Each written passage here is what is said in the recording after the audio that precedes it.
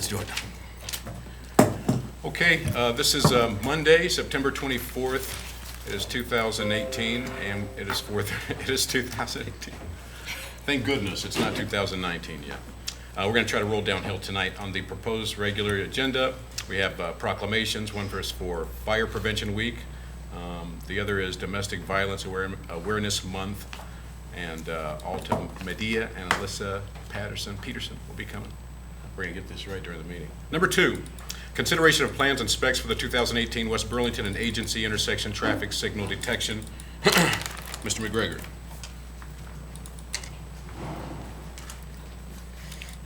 This is a continuation of the Agency Street project that's for the most part complete. This is camera detection specs. We had some issue with the contractor not wanting to do this project and then receiving a change order that was what we believed was a fair value. So in order to meet requirements for bidding law, this is the reason why you're seeing these plans and specs. We'll go out to bid, get the camera detection for that system bid out, and then do that project as a separate project from the actual street reconstruction. Was this a budgeted project? This is part of the Agency Street project. Okay. It was in there. This is 80/20 RISE grant cover. Right. So, But it wasn't in the original bid packet that this contract Correct. took on? Okay. You guys good? All right, thank you, sir. Number 3 is a motion for preliminary adoption of the second reading of an ordinance amending section 100.6.2D, determination of stormwater utility fee, right-of-way of Chapter 100 Stormwater Management and Drainage Systems Utility of the City of Burlington Municipal Code. James? This ordinance would change the definition of right-of-way. It adds to the section where, with the definition of right-of-way, it did have public highways, roads, alleys, and railroad right-of-way. Called those to be exempt from the stormwater utility fee. The ordinance would modify that and add public airport runway right-of-way and public airport taxiway right-of-way to that definition. As just a frame of reference, last year's monthly bill for stormwater fees out at the airport was $225 a month. When we put the new rate system into place, that monthly bill went up to somewhere in the $2,800 a month range. Just a small increase, tenfold increase. This ordinance, the way it's written and was presented to you last week, and with the areas that we had delineated out, what would classify as airport right-of-way for the runway and the taxiway, would reduce that monthly bill to $540.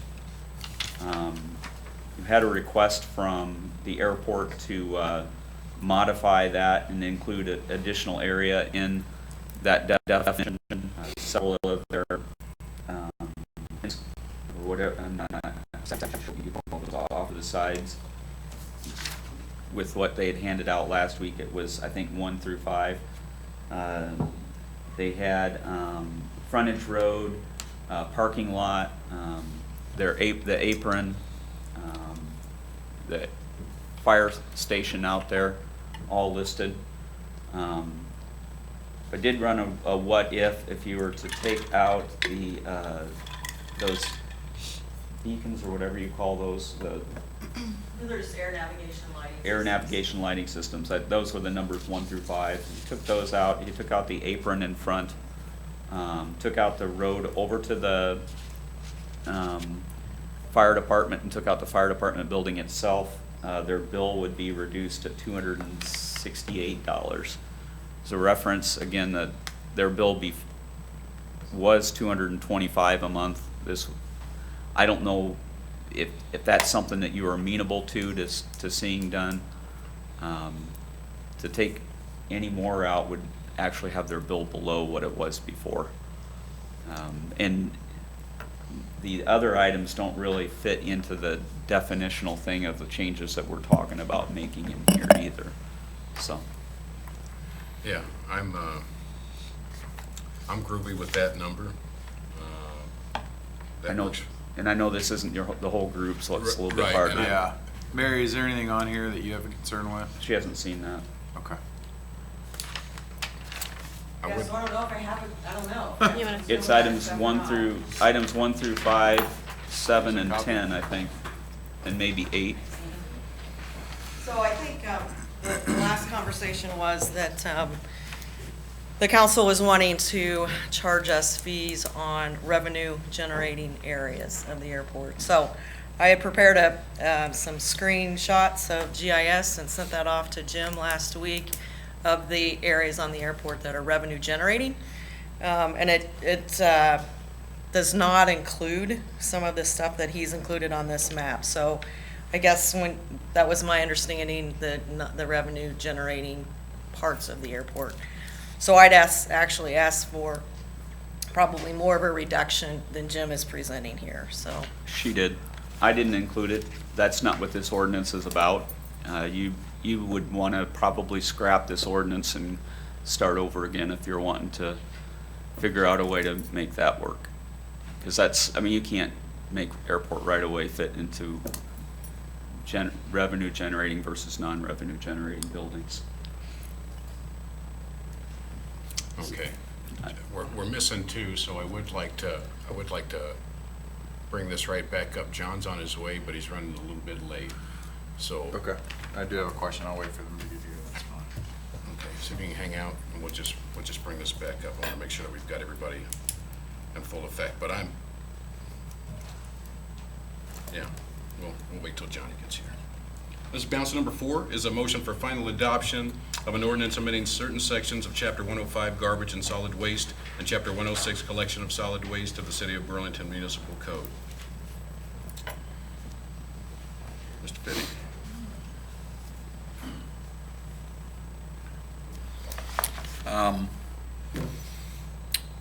Nothing's really changed over the last 2 times.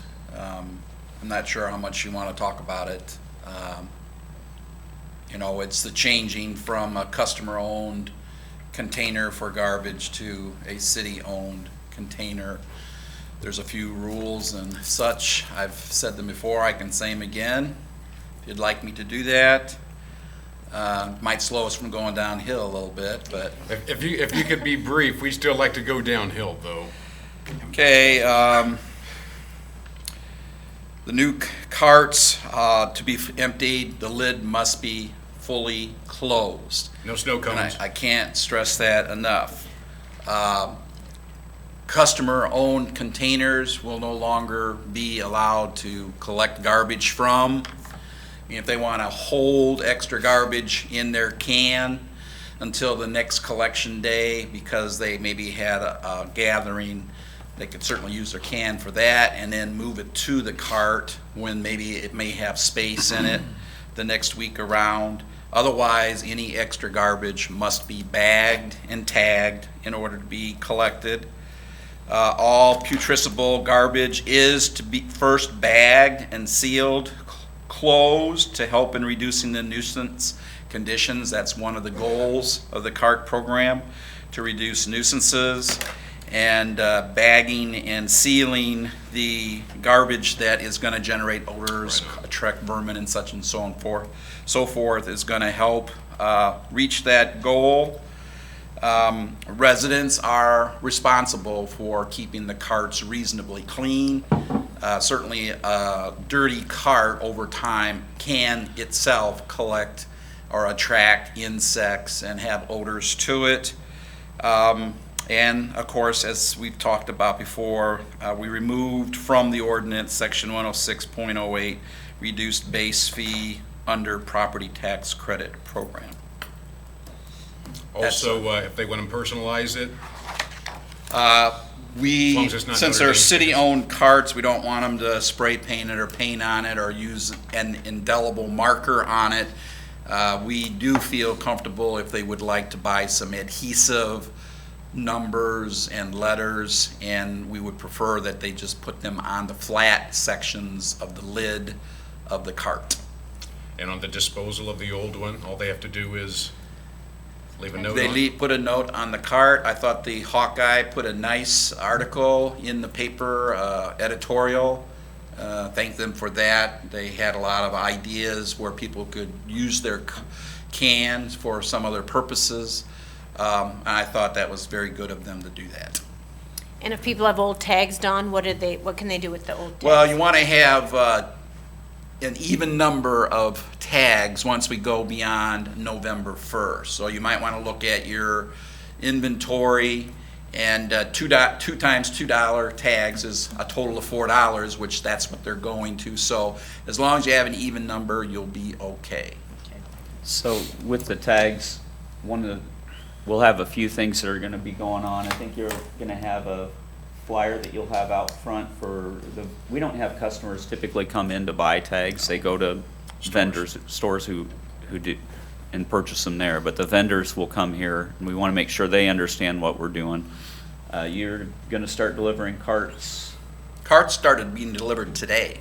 and that'll take about 2 weeks to get finished. Yes. So one confusing thing is that our new pricing scheme doesn't go into place till November 1. So folks, under the current system, once you have these new containers in, they can still be using, through the month of October, they can still be using their own containers in addition with still that $2 fee. So if they have a 30-gallon container they want to put out besides the carts, they'll have that ability to do that with the $2 tag. And it will be something that our folks will have to make sure that they're able to be patient with. That people are probably going to be a little confused over that too. But our new pricing scheme doesn't go into place until November 1. Vendors are able to sell those tags until November 1. Then we're going to be looking to we'll have new tags a couple of weeks before November 1. I think the new tags are supposed to be delivered to City Hall the 16th or the 17th of October, So a couple of weeks before 1st of November. So they'll be available to come in, vendors will be able to come in and exchange the old tags for the new tags around that November 1 deadline, and start selling the new tags. So, you're gonna have vendors who may have, they may have a handful, they may have a few hundred, depending on the volume that they go through. They can come in, exchange them and get that off or credit towards the purchase of the new tags as they do that exchange. Folks who still have, after November 1, still have some of the $2 tags will be able to use them on a 2-for-1 basis. If somebody gets caught in a position where they have just, say, one tag left and they don't have a way to really use that well, we'll be able to accommodate that here at City Hall for an individual purchase of a tag or whatever to even out on that 2-for-1 basis. Okay. Don, I know one person had a question to dispose of their old can. They just handwrite a note on it that says, Yeah, please- they just please need to. don't- They don't have to put a some tag kinda- on it. They don't have to Some kind of tag it. note on it that says, please take this can. Okay, and we but it will doesn't take require a trash tag No. to dispose of. Okay, thanks. We're good? Good. Don, you've been fantastic, my friend. Thanks, Don. Don, you rock. All right, number 5 is resolution awarding contract for the 2018 Mason Road Shared Use Path. Mr. Mack.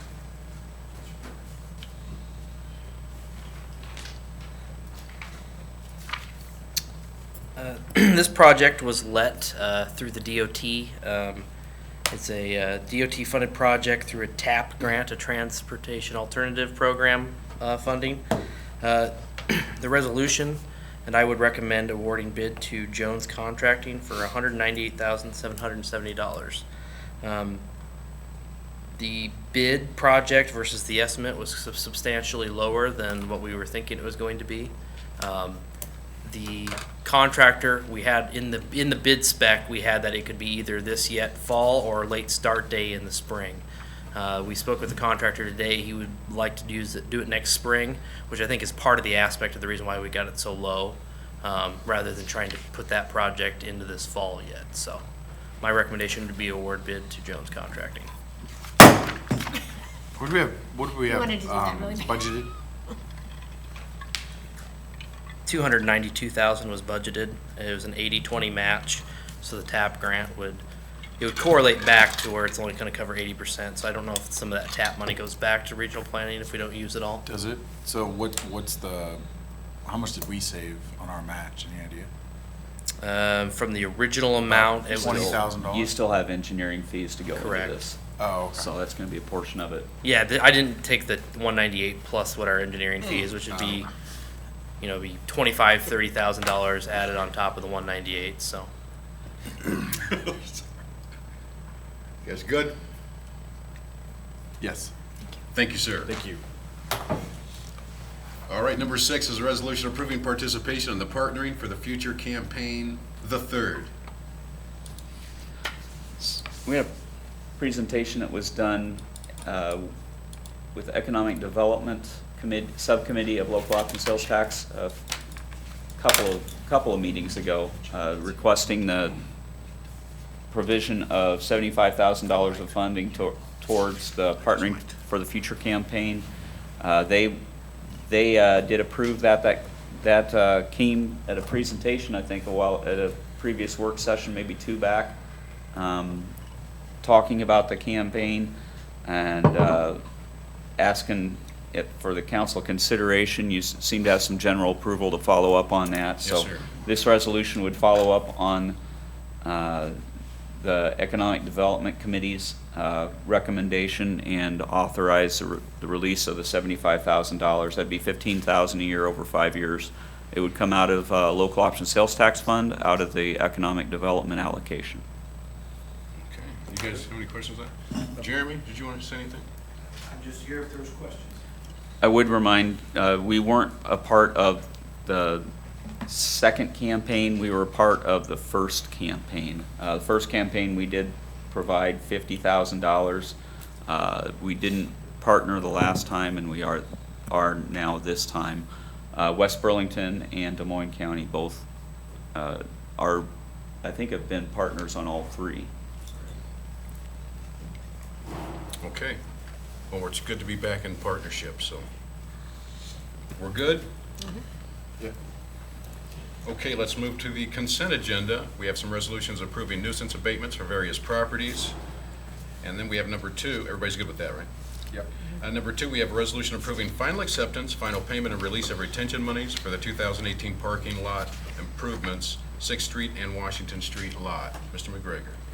the resolution in front of you would approve the final payment of $36,912 and then releasing the retention of $5,717.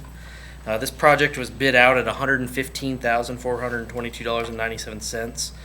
Due to some quantity adjustments, the project actually ended up less than the bid amount at $114,353.71. The budgeted amount that you can see in your memo actually says $62,000. That's a carryover from when we had this project paired with the 3rd and Washington parking lot. This has been a project that's got extended a couple years. So it was over budget from what the budgeted amount was originally. That was years ago, wasn't it? Yep, that was 2 years ago. Change orders for 168850. Right on. You guys good? Good. Thank you, sir. Number 3 is a resolution approving final acceptance, final payment, and release of retention monies for the 2018 seal coat reconstruction. Mr. McGregor. This resolution would approve the final payment of $13,933 and then release the retention of $16,827. The budgeted amount on this project was $368,080. The bid came in, if you remember, a little higher than what we had budgeted at $425,747. Some quantity adjustment happened with, I think it was the less rock than what we were expecting it to be, just because you're adding rock to the height of the surface of the road. It was a $100,000 deduct just because of the quantity adjustment. So the project actually ended up quite a bit less than what was planned. So $336,550.50. So you still have engineering in there. We're still probably a little bit over budget. A little bit over? Or over budget when you add the internal engineering on top of that 336 as-built costs to what we had budgeted. But it's not as near as to the degree as when we originally awarded contract. And that's Okay, so- road use tax that funds that. Right. We How- good? Any idea how much you're over? I could do the math back there, but I didn't do it when I was sitting there. It's 14% of the $336,550 added towards that. So So about 35, 40,000. 8 to 10, or So you're probably 10 to 15,000 over budget. I don't even remember what your original budget was, but the seal coat fund that we throw over, we put into our CIP a certain dollar amount each year, make the transfer over. Your projects don't happen on a fiscal, they'll cross over from one fiscal year to another, so we typically always run a cash balance there.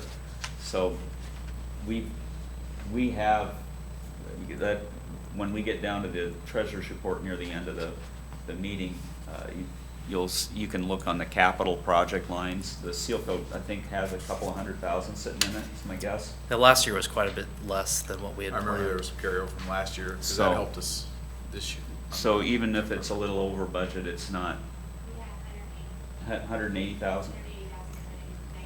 So when we talk about being over budget, that's a fund where On this project we try to specifically. stay close, but when there's carryovers, they have some play with how they spend money on, as long as they stay within their overall dollar amount. We good? Yes. Number 4, resolution approving permanent easement at 726 Black Hawk Boulevard for construction of sanitary sewer. This easement, represented by the yellow line on the page on the projector, is necessary for the construction of a sanitary sewer in order to provide sewer service to the lots at 715 Shaka Khan Drive. Peter and Kathleen Orth own land at 726 Blackhawk that is necessary for the planned sewer construction project. For consideration of this easement, the city shall consider sale of the lot located north of 726 Blackhawk Boulevard. So basically what we're doing is we're offering them a swap where we give them this parcel right here in exchange for the sewer easement to 715 Shaka Khan. One of the reasons that Eric had looked at doing it this way, that will give one consistent property line across the back for all the properties. Right. It's really easier long-term for how the lot separation works and to maintain ownership on that portion of the land. Take it, that's our piece of ground right now. Yes. I see no problems there. Council? As long as the Orths are okay with it, I don't know. So, now, this is, again, 715 is the lot where we tore down, Parkview Care Center. and so this will allow what your goal is to subdivide that into 3 lots Yes. and then sell it for single-family homes Mm-hmm. to be developed on. Good. And there is no sewer along Shaka Khan, which is why we have to come off of Blackhawk with an easement. Good. Are we good? Good. Good. Good. Number 5, resolution awarding bid for installation of sanitary sewer to provide service to the property at 715 Shaka Khan Drive. Sealed bids for this project were received on September 6. 2 bids for the project were received with the lowest bid in the amount of $34,800 from Four Seasons Excavation and Landscaping. The project is funded through the demolition program and proceeds from the future sale of lots at 715 Shaka Khan Drive upon completion of the sewer and subdivision work. Council, you guys good? Good. Number 6 is a resolution establishing a no parking zone on the south side of Florence Avenue with Crystal Drive to end of pavement to the east. Mr. McGregor. We had a request from someone in the neighborhood. As you can see on the overhead projection, there is this area in red is the requested area for no parking on the south side of the road. After my public works staff took a look at it, the width of the road doesn't really allow for 2 lanes of or 2 parking and then a lane of travel. Because it's really not affecting anybody on the south side for established parking, Public Works recommends approval of establishing this no parking area. We did send out letters to area property owners and inform them of the date next week where they can offer public comment. I do have one question. Have we received any complaints about parking on the north side of that street? And the reason I ask is I actually had a couple of different people approach me about issues with travel, because obviously, as you can see in the picture, there's a boat there. And there's another gentleman that constantly parks a vehicle there, and that, have we had any issues? That is the reason why this is coming forward, is because of the parking, and you can see the boats on the image there. Yeah. That's actually the problem that this request has come from, but to establish a no parking zone on the south actually makes more sense, just because it's not affecting anybody that parks on that side. Okay. Good. Thank you, Nick. Number 7 is a resolution approving an application for funds from the Iowa Great Place Grant of the Iowa Department of Cultural Affairs for projects along the downtown riverfront. Megabuck Chuck. So if you remember back in July, you approved a pre-application for the Great Places Grant. It was for a package of amenities, including the splash pad, shade structures, outdoor auditorium, and then dock and floating boardwalk. So this is the official application that we were asking for $400,000 from Great Places to help fund these projects. Now our estimated budget, these are just estimates right now, have the total project with a healthy 20% contingency coming out to a little over $5 million. We have a number of funding sources for these projects. So on here, we're asking for $400,000 from Great Places. We have $4 million of our Tiger Grant set aside for riverfront improvements. And we have a Tier 1 boating infrastructure grant right now for $200,000, and we're going to go out and ask for $1.5 million Tier 2 boating infrastructure grant in the future. So we have, based on our estimate, $1 million or more over what we think we need. There is a bit of a fudge factor in there because our boating infrastructure grant Tier 2 isn't guaranteed. Having this $400,000 Great Places grant that we apply for as a package of projects gives us the flexibility for if that next boating infrastructure grant doesn't come in, we can shift some of this money to pay for those docks because we need some local match for that boating dock grant. Quick question, you've got 1.7 up there, but you said 1.5? So the boating infrastructure grant is split into 2 tiers. We have the first tier, and So that's the first $200,000. tier The is second added to tier is 1.5. The Tiger Grant, did that have the boat, redoing the boat ramps on the south side Yes. as well in it? Yes. So are you taking account and making sure you set aside the portion of the Tiger Grant to still cover that? I believe so. Hopefully you make sure that we do, because I think that's an important thing to make sure that we're doing that and not Okay. compromising it with some of the other Well, things. unless it's Sure. changed, I was in that meeting with Leo, and that was something that was discussed, and I remember him saying that that was included in what was presented then. Now, if it's changed, it's possible, Right. but- And it'll be more fleshed out when we sign our contract for the Tiger Grant. Right now, it's more of a large pot of money that's going towards riverfront projects as opposed to specific projects. Okay. Hopefully, we'll know more on that soon. Megabuck Chuck. Keep asking for the big dollars, man. And there's moving forward from today, our deadlines for this Great Places Grant. Application is due November 1st. We then have a funding decision December 21st.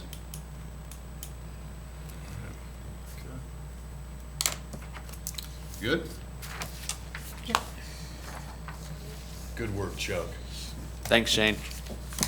Number 8 is a resolution approving an agreement with H.R. Green, Inc. of Cedar Rapids, Iowa, for engineering services for Burlington, Iowa wastewater treatment facilities north end odor control. Don? Yeah, before you, a proposed contract with H.R. Green, an engineering firm, a consulting firm that I've worked a lot with through the years. They're very familiar with the wastewater facility. They were involved in the design of the 2010 improvements that were completed in 2012. That was completed at the request of the city council at the time. They wanted to look at increasing the capacity at the plant. And we looked at I think, 3 different scenarios, and the one the council settled in on was converting the aerobic digester to an anaerobic digester, also putting in primary settling tanks and a lift station at the north end of the plant, which improved the hydraulics through the facility or increased the hydraulics through the facility. Both of those areas have potential for creating odors. So in anticipation of that, I had put in the CIP program a device called an air scrubber, which is intended to manage air from areas that tend to be odorous and scrub the air and remove the odor from the air as it's being vented. The north end of the plant, though, I do think that both the improvements have the potential to create odors. But I think the greater potential that we have and that we're experiencing is as the city separates the sewer system, there's less infiltration, less inflow, mixing with the organics that are coming from our residences, from our industries, commercial properties. And then you have the less water, more of potential for settling in the sewer system. You have the chance for breaking down of organics, and one of the byproducts of that process is the generation of hydrogen sulfide. And hydrogen sulfide is a gas. It will strip out of wastewater when it's going through turbulent areas, spilling from, if there's like a drop manhole where it drops down, there's turbulence, it releases gas. And hydrogen sulfide becomes sulfuric acid with moisture, and it can eat concrete and pose problems for equipment and electronics. And as the separation has gone, including the improvement at the plant, the odors seem to be getting stronger at the plant, particularly at the north end of the facility. We had in the CIP for next fiscal year the inclusion of an air scrubber to manage that, and I decided that I thought it should be moved up 1 year because we have been noticing stronger odors at the north end of the plant. And this is the engineering proposal to look at the facility at the north end, come up with a design for a control system which will likely utilize activated carbon to remove the characteristic smell of hydrogen sulfide, was that rotten egg type smell. All right. That's in this year's CIP now, isn't it? It is in this year's CIP. We It moved was forward one in next year's, but we moved it ahead. It's moved up. Yeah, it You wasn't have cash last on year, it was hand next to- year's, we moved it ahead. You have 1 year. cash on hand to cover that. Well, I think we Yes, you do. do. I don't have a combination to the safe, so I've never been able to inspect it to see what's there. The word on the street is you do, but anyways, right on, right on. You guys good? As a neighbor to the water treatment plant, I welcome this. Now, the water or the wastewater? Let's not get Wastewater- confused here. Wastewater treatment. plant. I Wastewater, apologize. okay. I thought he wanted to purchase one for home use, and your family eats a lot of bean burritos right Stick now. it outside my office. There you go. All right. Yeah, hopefully they'll be able to deal with the smell until we do get that in there, the staff we got working. How long will it take? Will it be in by year's end, or is this a? Well, no, it's, it'll take probably over approximately 6 months, I believe, to do all the engineering and put everything together. And then the timing of such, I was concerned about at what time actually if we went into construction, we award the bid, we went into construction, I was concerned that the system would not really actually be usable until about this time next year, and maybe even a little bit later, which I'm not really sure what the design operation will be, but sometimes in the winter we experience less or fewer odors, so there's maybe times where the system would not be running. I was concerned that we'd have the project completed and then the system would sit idle and we really wouldn't get a true test of the system.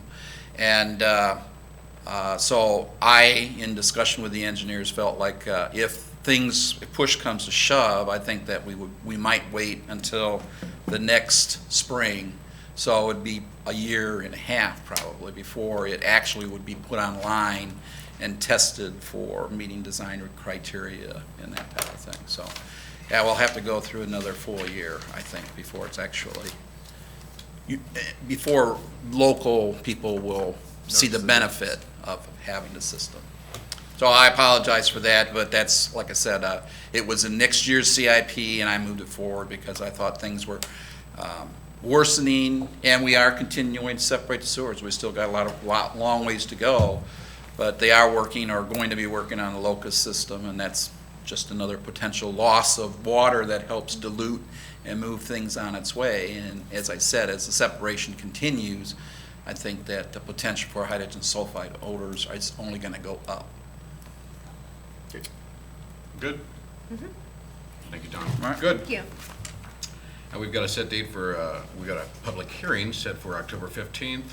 One is consideration of a sale of property, parcels 16, 17, 228, 043. It's located south of property locally known as 715 Shaka Khan Drive, City of Burlington, Iowa, with conditions.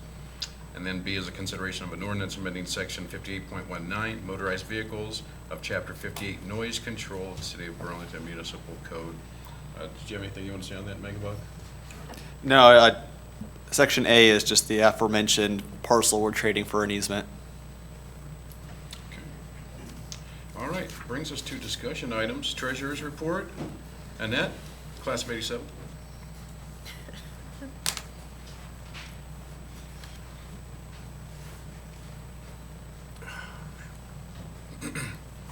Hi. Again, there's two treasurers' report in the packet. We're still working on year end. And our audit is scheduled for the end of October. So we'll be getting closer to final numbers by December 1st. They'll come and do their thing. So some things have changed. There were some receivables and things that got put back that were happened in September, and our last hotel motel payment came in that goes back to June 30th. So those things were on there. But other than that, not a lot has changed. And then you also have August in your packet. Again, I booked quite a bit of revenue back to June 30th for receivables. And so I don't know if there's anything that you guys have questions about. I can tell you, if you look at the revenue summary, one of the big targeted jobs fund, you'll see there's big influx, and that's because CNH paid us for several periods, and that came in and went back out, because that's how that kind of works.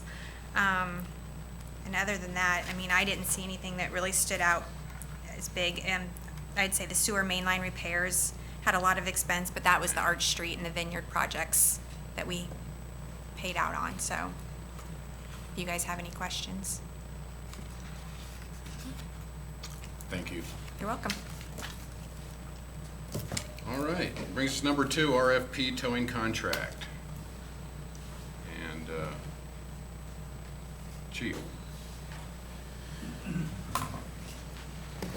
The city manager had tasked me with looking into a towing contract for vehicles that are towed, either requested by us or used by us, or for evidentiary processing, whatever it may be. We have had one in the past, and it was in the late 90s, but that has since gone by the wayside, and we're back to using, on an alternating basis, the different towing companies within the city. Some of the concerns that come to mind is the equipment that is being used for towing, making sure it's in compliance with safety standards, making sure that there's some safeguards in place, and there's experienced, I guess, equipment operators with those towing services. The RFP that you see there is a 1-year contract with an opportunity to extend for over a 5-year period, so we don't have to go over this. If both sides mutually agree, after every year, we can extend that contract. Some of the equipment requirements are 2 Class A type wreckers, which is basically they're smaller wreckers that can carry up to, I think it's 4 tons, total of 10,000 pounds, and 2 of those for this towing company to make, I guess, a proposal to us. One Class C wrecker, which is a 25-ton pulling capacity, which would be the capability of towing up, I believe, like a semi or those larger vehicles, and then a car carrier, which is basically a flatbed wrecker, and then the ability to strap up a motorcycle and tow it. Going along further, under number 5, you'll see facilities. On there, we've stipulated within 2 miles of the city limits where they would have a storage area to store the vehicles or to tow them to for placement within 2 miles of the city limits, not city center, but city limits. From the outer city limits. The reasoning behind this is the convenience for the persons that we invite to come to the city of Burlington, and they may have parked in the wrong spot and have their vehicle towed or something like that. Them having to travel further than, a taxi cab right away, because if their vehicle's towed, how do they get there? Or if we have the opportunity to take them there, if for some reason they had been towed and they're from somewhere else that's quite a far distance away, and they have no way to get to that vehicle, to get it out of the storage if it was towed. And I'm thinking of mainly for like events, whether it's steamboat days or something like that. It's an inconvenience for them to travel 9-10 miles outside of the city limits, and an inconvenience for a cab ride to go that far, and even more expensive than just the tow itself. So that's the consideration there. Under number 6, you see the 1 year of experience in towing and recovery work that's needed there and defined in here of the personnel that's driving the equipment or the towing, to make sure that they have the proper experience necessary to tow the vehicle, not cause further damage or recklessness. The response times under number 7 I've highlighted, and that's standard now, the 15 to 20 minutes during normal hours, and then 30 minutes at night, their response time on it. And they're really pretty good about it now. Both companies that we use currently now that falls in line with where they're at right now. What are the 2 companies we're using right now? Campbell's and Jim's. Is Jim going to be within the 2 mile? Probably not. Not with the facility they have right now, unless they would obtain one. Most of their equipment, does it meet the standards that you're identifying in here? Some of the equipment they have may not meet the standards that are in here. I would have to basically inspect it, and this RFP would give us the opportunity to look at that and inspect it. And there's insurances here for insurance that they'd have to be a B plus rating by AM Best that they would have to show for insurance on their equipment and their service. But you do have to note, and that's part of going through the details here, is it does have a potential impact on who's providing services, I'm just thinking or about. at least how they're doing it if they're going to continue to. I'm just thinking about the different providers in our area, and so far what we've talked about, there's only one There- that I could think of. Yeah, like that. there's only 3 that I know of in the area. And when we, as the police department, this would be one that we would use for towing, that if we identify a vehicle that we want towed, Right. we would use this wrecker company. If a citizen requests to use another wrecker, they can do that. They'll still be able to do that. Will this also apply to nuisances? Like abandoned vehicles? Yes. They have- Abandoned vehicles, this would apply to that also, and we would work with them, and we have been working with both wrecker companies with abandoned vehicle processing. Okay. Going down the line there, there's 3 different bid packages that they're going to be able to present, Group 1, Group 2, and Group 3.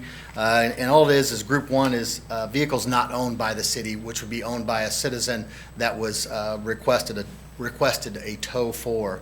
There's a rate that's applied there that they would have to quote to us. And then Group 2 is vehicles that are owned or leased to the city, which would be our vehicles, any city-owned vehicle, whether it's a police department vehicle. You're getting us a good deal, right? A fire department vehicle. They all have an opportunity to bid.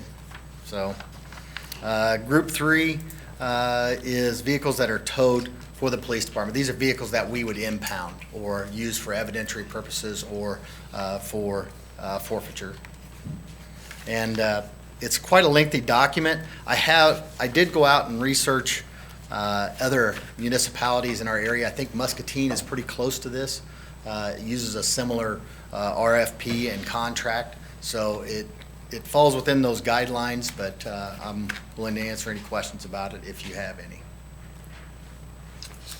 So an advantage of having this would be someone from out of town parks an incorrect spot, they get a tow, they're freaking out, where's my car?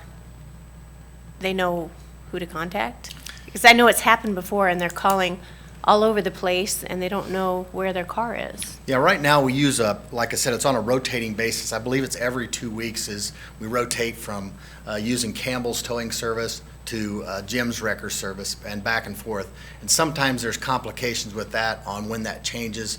And the operators that handle that out at the comm center sometimes forget to change over, and there's a couple days lapse in between there. So that's an issue number one.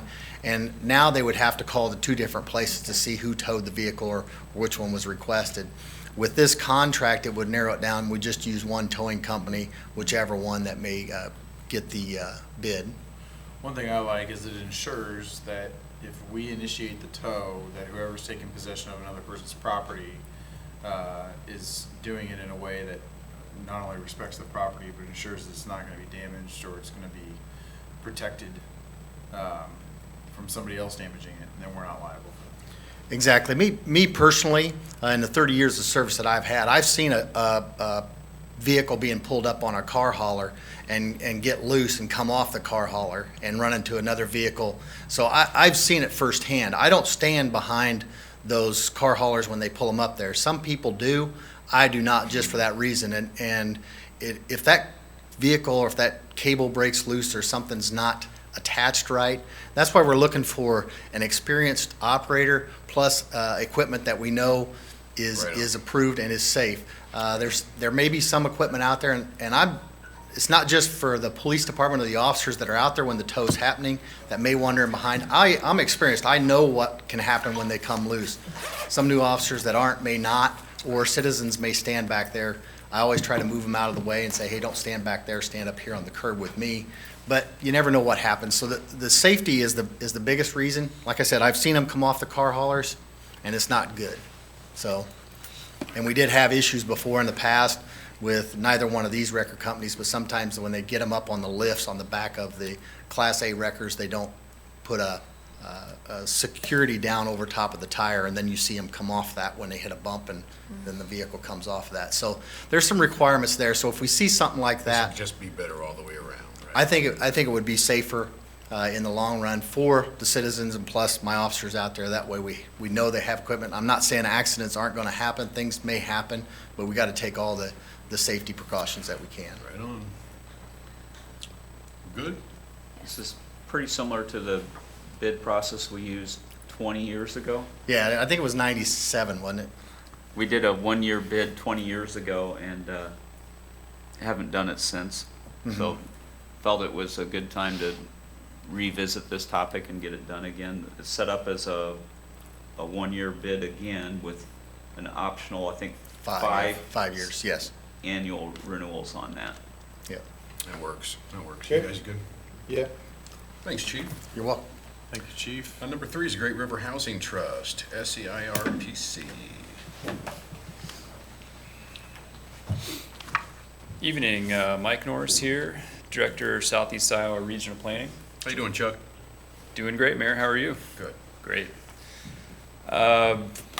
Here to give you an update on the Great River Housing Trust Fund and also to ask for local match contribution for our grant year 2019 application coming up.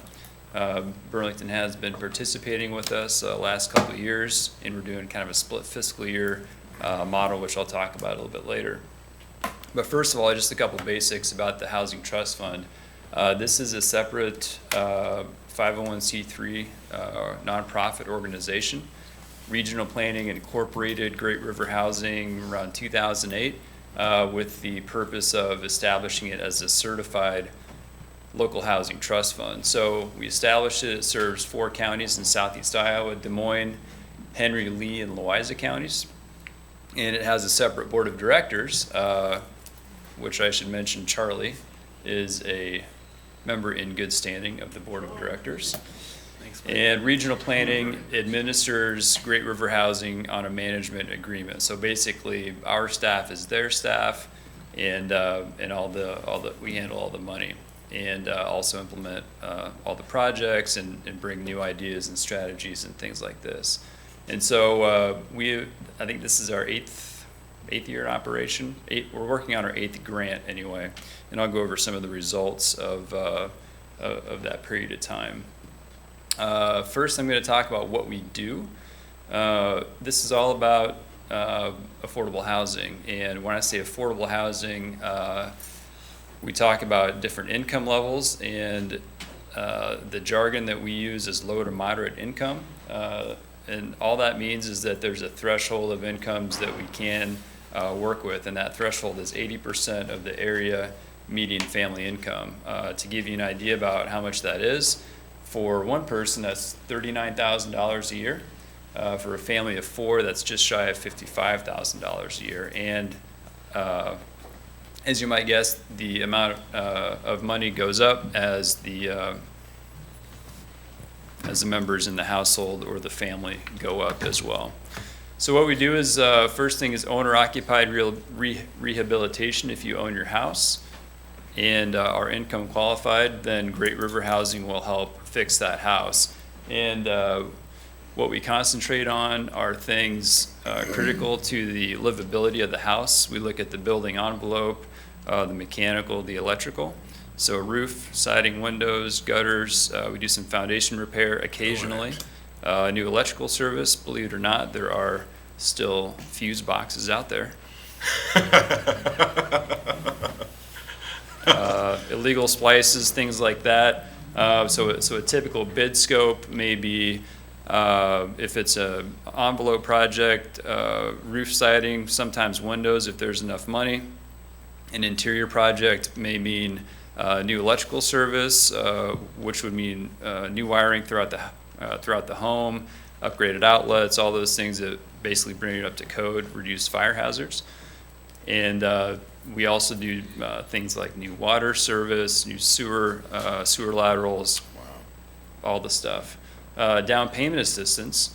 We do a lot of down payments here in Burlington, and this brings $7,500 to closing for an income qualified persons or family, and that is a non-payable, no-interest loan. So what happens is it's a loan.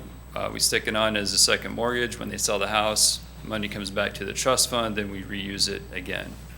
That really reduces risk for the banks, but also the homeowners as well. They can have a little bit more cash in their bank for repairing their home, unexpected things that come up. Project-specific financing. Sometimes things come up where someone's buying a house and they say, hey, we really need that new furniture, air conditioner, so we'll do just a little loan. We don't do many, but we do some. The development assistance is a grant program that we started to do infill development in older neighborhoods. The 227 South 9th project I talked about a few weeks ago, that was a development assistance project. It brings a $25,000 forgivable loan to the project. So it enables us to put work into it and then sell it how it can be affordable in the marketplace. I'll show you a few other projects in the presentation here with that. And then upper story housing. We also have an upper story housing project. We're trying to do that every other year, and that's specifically for downtowns and upper story living units, either new units or gut rehabbing existing units. So in our 8th grant year, these are our results. We've completed about 130 separate rehab projects, over 100 down payments, and then development assistance and construction finance. A little bit over 250 projects so far, and we've been able to leverage some funds. Part of those leveraged funds are about $640-some thousand, something like that, 643. I think that those are the home projects we're doing here in Burlington, the Burlington Home Grant.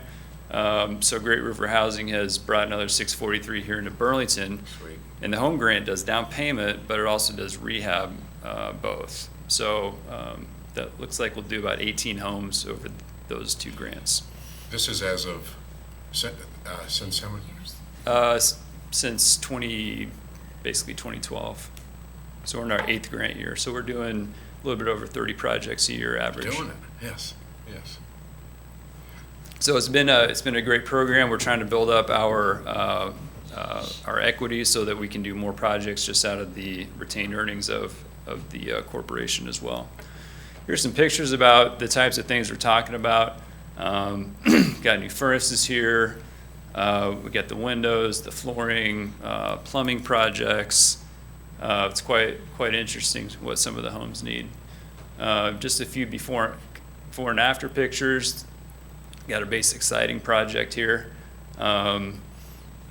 Porches and decks, a lot of roofs, doing a lot of roofs out there. This one here is in Burlington. Just visited this project last week. This was a siding and roof project.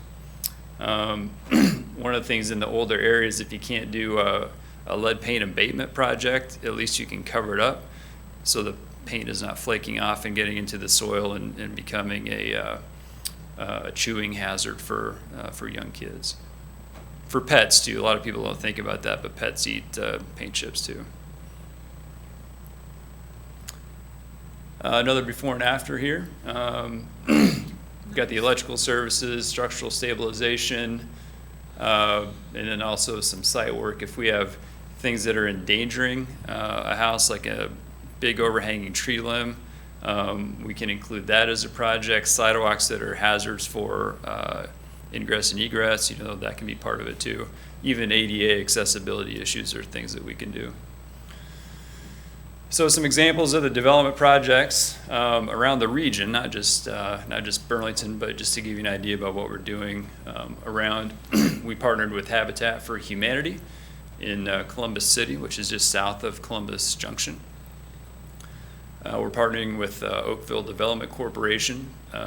They were formed after the 2008 flood, so they're slowly rebuilding some of the homes in Oakville with the help of some Amish volunteers. Here's our 227 South 9th project. This was financed by Great River Housing plus the development grant. Probably one of the more stunning before and afters that we have to show. Nice. This is one we're doing in Keokuk. This is an infill lot. We're putting up kind of a craftsman bungalow style there. You know where that would have really, that spot, you know where that would have really looked nice though? Where's that? In Burlington, but please continue. We're not done yet, Mayor. I know. We're also partnering with building trades, so we're hoping we can establish these throughout the region. We're building this home in Donaldson on Main Street. Bought a lot, tore down a dilapidated house. Building trades are doing the carpentry and finishing out of Central Lee High School. And this home is at 425 Hageman in Burlington. This is a lot we purchased from the city. And the SEC trades class is doing the carpentry and finish work as well. Sweet.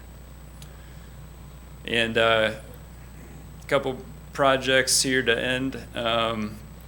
Top project, we did the construction financing for that project in West Burlington. And how that came about was that was the former school site that was acquired by the city through TIF dollars. You have to reserve so much of that for low to moderate income housing. And so they thought it was easier to finance us to hedge against maybe a delay in finding an income qualified buyer. So we went ahead and did the construction financing for that low to moderate income project. And then our very first project we did through the development assistance was in Mount Pleasant. And this is another vacant lot where a home was tore down. So we're trying to spread this all throughout southeast Iowa. And we will be looking for another lot here in Burlington for the SEC trades class. So hopefully we'll be able to come back and We've got 3 of them, if you're interested. we'll be looking. By Grapeville Park. We'll be looking. And here's an example of an upper story project. This one was in Mount Pleasant. Pretty standard adaptive reuse. You can see the before and after is just a shell, and now it's it's a nice apartment in downtown. Looks like this is our updated board list. You can see Charlie up there, but we have regional representation from each county, both private sector, nonprofit, and government. And we'd like to ask the city for a $20,000 local match commitment. We've done that the last couple of years, but split that between 2 fiscal years, so $10,000 in each of FY. I believe we're looking at 20 and 21. James, you gotta come up with that money. We typically put this out of the housing rehab capital account. So, and I think that we put in, Stephanie, is it 24 to 30,000 out of local option sales tax annually? I think this last year it was only 24 because we put 6,000 to something else. I can't remember what we had a match on, but out of that we'll allocate a portion to this, and that'll be in what's presented in the budget next year. That's good. But it also means we don't have a whole lot for housing demo, housing right. rehab. One of the things that Charlie's kind of brought to the table are nuisance abatement projects that could also be a fit with Housing Trust Fund, and I believe it was Ganon. On Ganon Street, we recently completed a project that was a nuisance. They qualified for the Housing Trust Fund owner occupied. And so that was a nice communication, collaboration between city staff and the Housing Trust Fund, and I believe that project just recently was completed. Man, I'd like to see some more of that, but Yeah, that's. I like that idea a lot, especially since we ticketed all those garages, and sometimes they got ticketed because they can't afford to fix them up. Sure. You guys good? Chuck, we're blessed to have you. You're doing a fantastic job for us. Thanks for having me. Thanks. Okay, that brings us to number 4, council chamber sound system. Stephanie. First, I need to apologize. The title of the discussion item is incorrect, and I missed correcting it before the agenda went out. But this discussion is basically just about the city council chambers as a whole, not just the sound system. Okay. So I think we're still good to talk about it. But there was a memo in the packet, just to kind of give you a little bit of history. The last time we updated this room was like in 2012. It says 1533. 1530.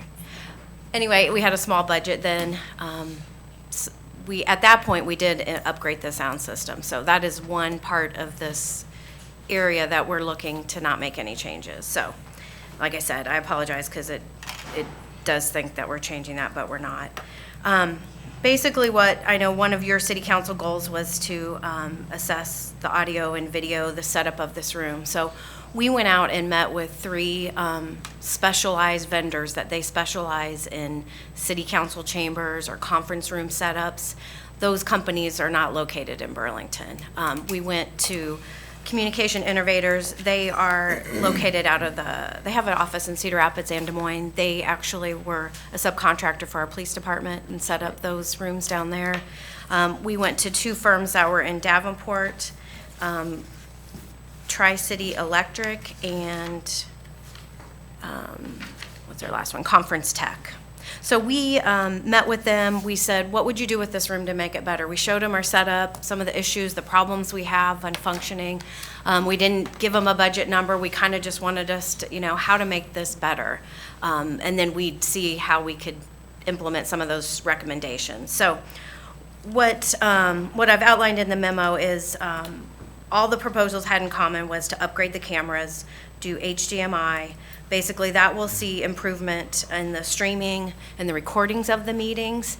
But until we get some upgraded equipment through MediaCom, that won't improve the actual signal that's going out to the MediaCom subscribers. So we are in contact with MediaCom to find out what equipment upgrade would be necessary, who might pay for it, how much it would cost. So we are working that avenue too. So. But basically, we've allocated $50,000 from our IT budget this year to do some of these upgrades.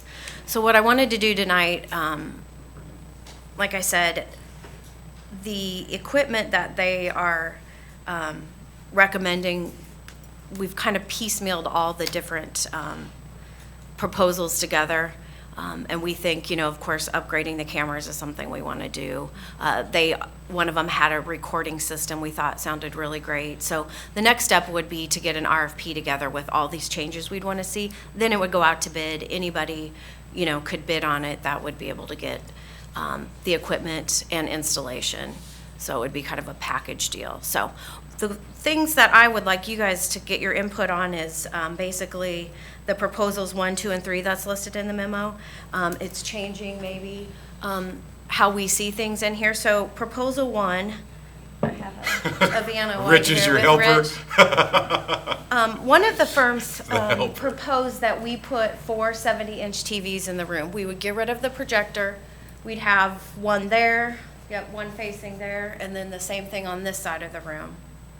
So change it, we'd become a lot more tech savvy. People could, bring up their Interactive. presentations. could Is Rich do- gonna stand over there and hold that TV Yes, up? he- Because if he is, I'm all in for But that. we wanted to do this just to kind of give you The visual. the visual. The whole paper is the size of that, how that would be, Yeah. not just the. Is it? No, this is great. I'm a visual learner. I'm Yeah. taking this all in. This is good. So- Can you hold that over there so I can just see the? Sure. Yeah, the screen up here is 108 inches. Right. So I the just second wanna see proposal. how big that's gonna be in comparison to the old screen, James. Yeah. So the second proposal would be to keep that screen. We would upgrade this projector. So this projector would be much brighter. It would fit the screen. You see how we have some constraints there. It would make that function a lot better than what you're seeing now. And then the third proposal, we thought possibly we keep the screen, we upgrade the projector, and then maybe we just add 2 TVs on this side for people like Jim, who doesn't have to turn around and see. He could then, we could do one there, we could even do 2, one facing you guys, one facing the audience. So, Groovy, man, I like that. Yeah, I like that. so that's kind of where we wanted your input. We don't need a decision tonight. We're missing 2 people. We can bring it back in a couple weeks, but maybe just to start thinking about it. So. When you bring it back, you're gonna need Rich to come so that he can still give us the visual. Yeah. But, yeah, it's, man, we've been getting so many complaints, and it's not like we've just got money to throw around to do Right. whatever, but, that would be one good help, and I love the idea, I'd like to still keep the projector and the screen, but I love the thought of adding the TVs. I think that'd be quite beneficial. But- Okay. One thing I would ask, and I like the idea of adding a television and keeping the screen as well, but would it make more sense, and I'm just thinking if I'm sitting up here, it'd almost be better if we had maybe a couple of small monitors on the table for us to look at versus trying to read a screen that's 20 feet away. Yeah. You could bring the stream up on your laptops. Right, that's what we did talk about. If you can pull up our website and be live streaming, so you'd be able to see the presentations as I'm switching them in the back, they would Right. come Yeah. up. That would be one way to see it up closer to. But I need a separate monitor, because I've got the packet on it right now, so I wouldn't want to flip Right. back and forth. I'd need to have something. And that was one thing we did think about, because if we would do that, we would just put up screens up here. Well, if you want to build something into the table, you could do that. But the thought there was, there's a lot of things that Whole go lot of on in money. this room that don't involve that. Do you want to have infrastructure on your table permanently? Or do you want, like now you could have it on your laptop and flip back and forth between your packet, or you could have maybe a second laptop or something like that if you want Okay. something portable on the table. The idea of doing screens in here is when we reconfigure this room and you put tables out here and maybe that's You can still. then usable by when this room is reconfigured for training. Can you say that into the microphone and say it with your chest, please? Do you want me to repeat it? Yeah, you better. Yeah, so the thought was we could put screens on the table, but there was some concerns that if we install permanent infrastructure on that table, then it's not always used. This room is used for different things other than just council meetings. You could use your existing laptops and switch back and forth between a packet and the live stream on your laptop. I guess you could have a second screen or a second laptop on the table, something more temporary. The thought with putting screens on the wall in various configurations is when we rearrange this room for training or conference, or frequently we put tables out here for other uses in this room and trying to make the room usable for other purposes just than having it on that table. Okay. 2 questions. One, what proposal are you guys leaning to? Do you have a preference? And two, whatever we do, I think it should consider the viewer at home, because I know that the larger screen and everything would be great for us, but I know it is really painful for the TV audience and- to try to watch and hear what's going on. All of the improvements that we've got so far would improve the live stream on the web. Awesome. And so I think right now we're probably getting as many live viewers on the internet as we do on MediaCom. Seems a lot fewer and fewer people having cable TV rather than one of the other competitors to that. The thing with MediaCom is right now you can watch our channel on two channels on MediaCom, channel 17 or 121.5. That's an analog and digital, and they're both crappy. Excuse me, both bad quality. Ditto. Yeah, they're both Yeah, bad they're both- quality. they are. And so the discussion with MediaCom was lending toward maybe doing away with channel 17 and just having a digital channel, and then upgrading the mechanism of getting it from City Hall to the MediaCom broadcast equipment. And that's the discussion, is who pays for that.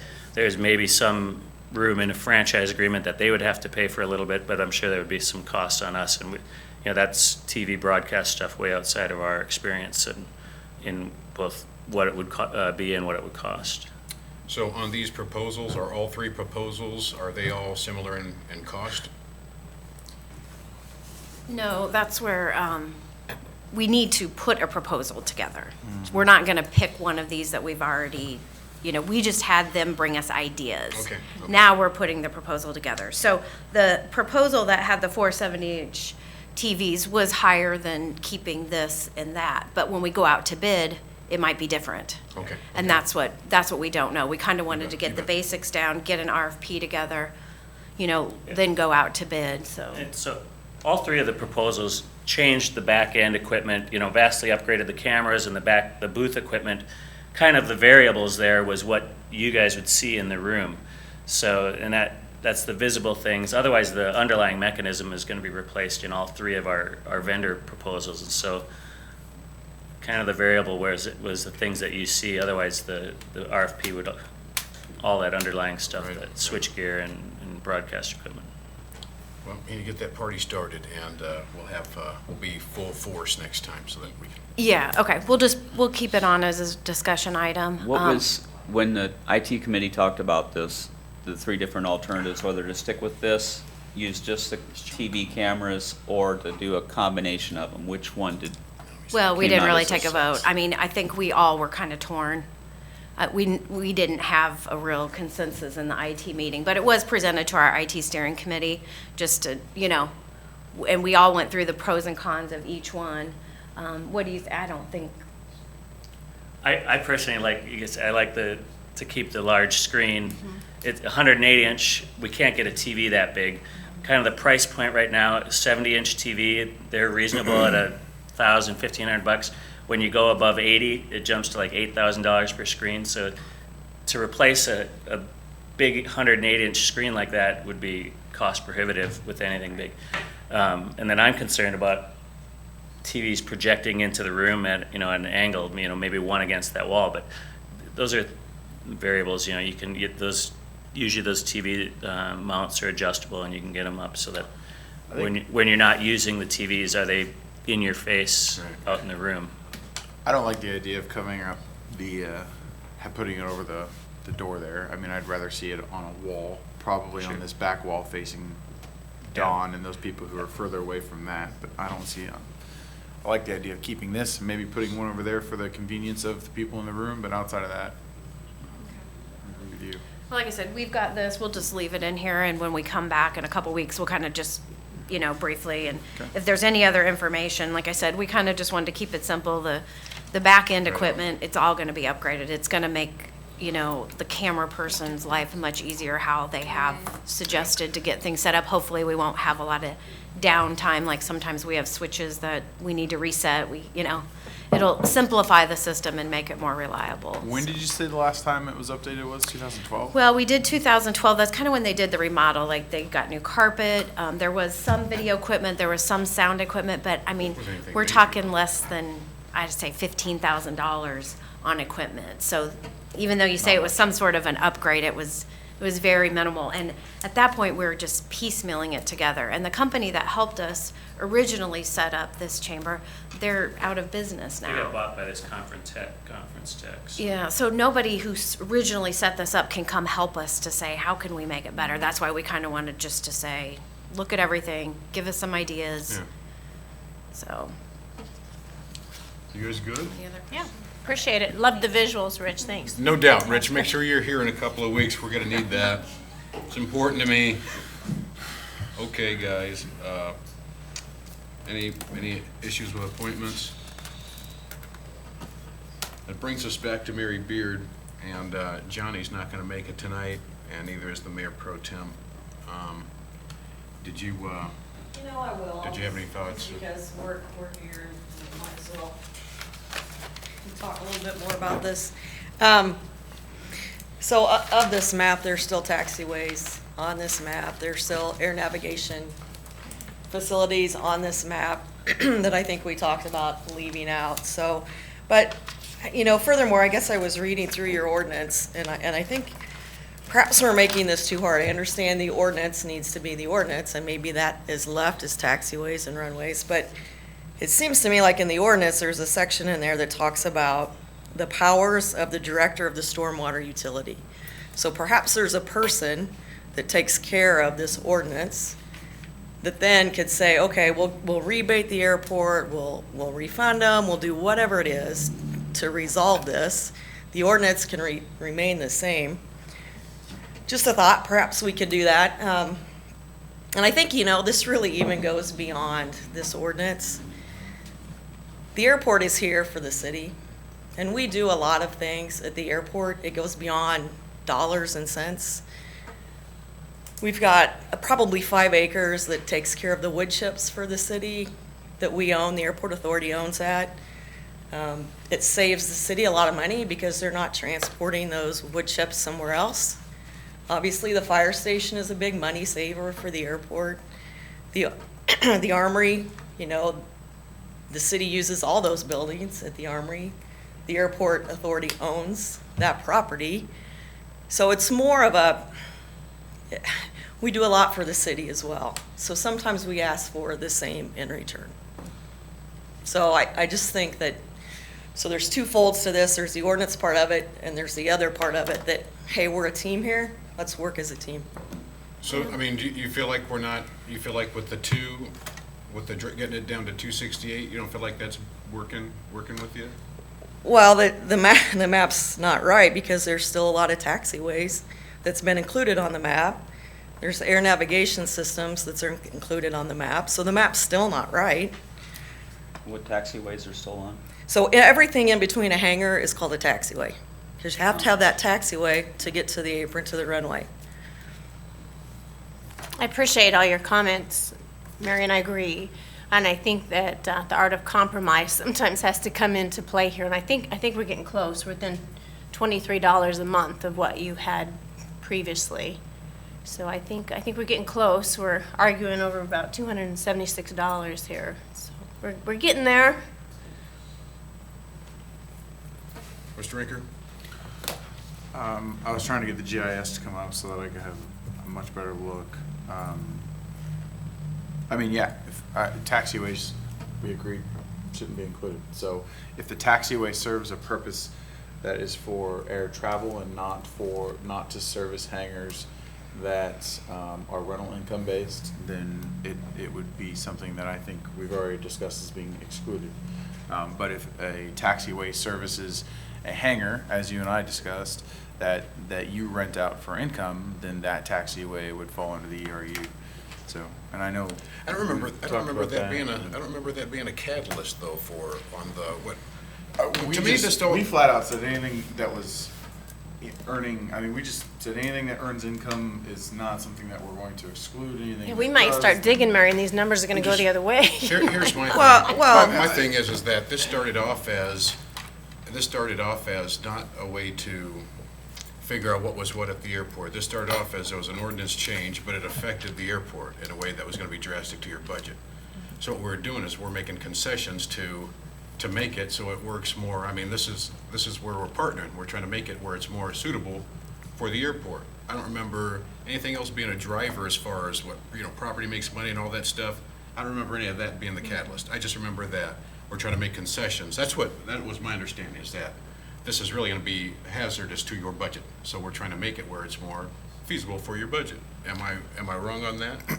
I mean, you can, No. either way, Okay. the airport is in much better shape than they were before any of this conversation came up. But when we talked about it, we said that we were going to do what we could to exclude taxiways and runways that contributed to air transportation that weren't income associated with the income. That was what I got out of the meeting when we talked about it a few weeks ago. So if we, I just got more of that. We're just trying to get the price down lowered so that it's not tough on the budget. That's pretty much what I got. We're just looking at different avenues to try to do that, and different thoughts came up. like I said last week, we just need to define what's a taxiway and what's not a taxiway. We're short 2 council members. We're gonna have to come back to this. I mean, Okay. obviously, but this is archived. They can look it up and go through this, but yeah, we're gonna have to come back and see what they say. Mary, if you've got anything that you want to email us, or information that you think will help out the other council members too, So will we be able to redo this map then again to get rid of the taxiways and the other air navigation systems that are on here? Taxiways serving what A you're. taxiway is a taxiway is a taxiway. The ordinance says a taxiway. Serving a hangar. Well, the ordinance says taxiway, so that is a taxiway. see, yeah. We'll have to wait till next week, but I'm satisfied with leaving it the way it is. I think we can nitpick this thing apart and, with verbiage and. That's why I feel that we've been pretty generous and brought it down quite a bit from where it was. I need to know, I'm not sure where the other 2 are, but